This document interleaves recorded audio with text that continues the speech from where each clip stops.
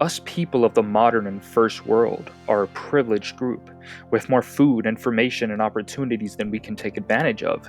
It's no wonder that we've grown fatter and taken all of this for granted. But this was not always the case.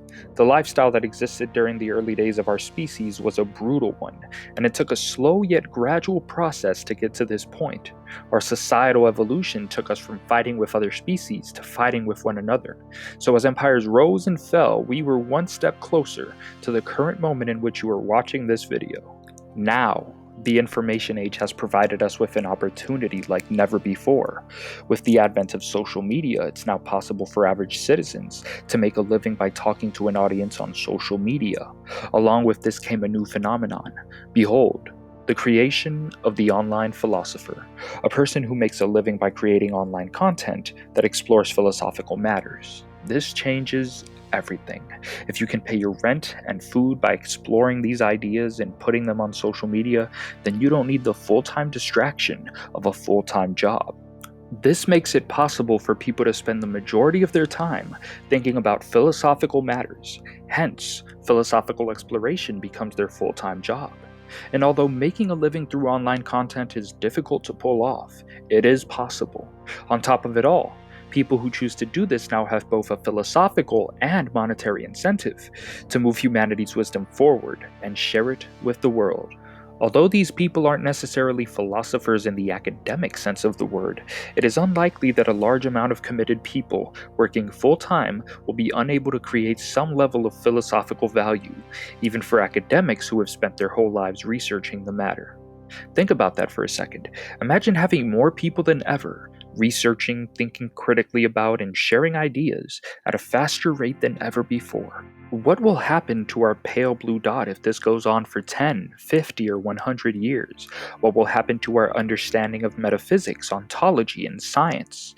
But we're getting ahead of ourselves. You see, the ability to share ideas with the world at incredible speeds not only allows people to make a living off of social media, it also allows those ideas to be transferred from the mind of the creator to the minds of a large audience of viewers in an incredibly short period of time. With this being said, it's important to take into consideration that there is power in numbers. This in turn makes it easier for those who view such content to find errors in the ideas of the content creators. It also allows content viewers to be influenced by the ideas of the content creators. This allows the ideas of the viewers to interact with the ideas of the content creators in order to facilitate the creation of even better ideas. This unbelievable ability to communicate ideas like never before means that in all likelihood, we will begin, if we have not already started, to increase our philosophical and scientific knowledge at unprecedented speeds. And being able to do so will in turn alter the speed at which society as a whole changes. This can be excellent in some cases, but may also prove to be catastrophic in others, because up until now, society has, for the most part, had a certain period of time to adapt to the creation of new ideas. But what will happen when these new ideas are implemented so quickly that we don't have time to adapt to them? If good ideas can be created and transmitted at a faster rate than ever before, then bad ideas can do the same, and the societal consequences of such a thing happening could end up being disastrous. So now the challenge is not just to create and spread new and helpful ideas, because relative to the other factors we'll have to contend with, this is the easy part. We'll also have to prevent the disaster that might arise from a world that has been rapidly infected with a set of ideas that can cause immense damage at immense speeds. And we'll also have to be skeptical of those who believe that censorship is the solution to this problem.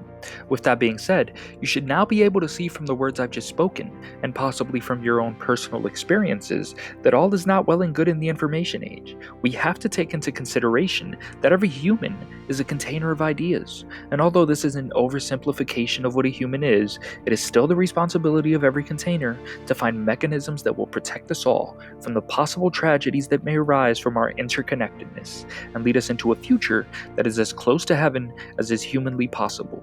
And always remember that anything you hear from some rambling ape on YouTube may or may not be bullshit. After all, I'm no better or wiser than you are. I'm the Modern Ape, and if you enjoyed this video, please feel free to subscribe.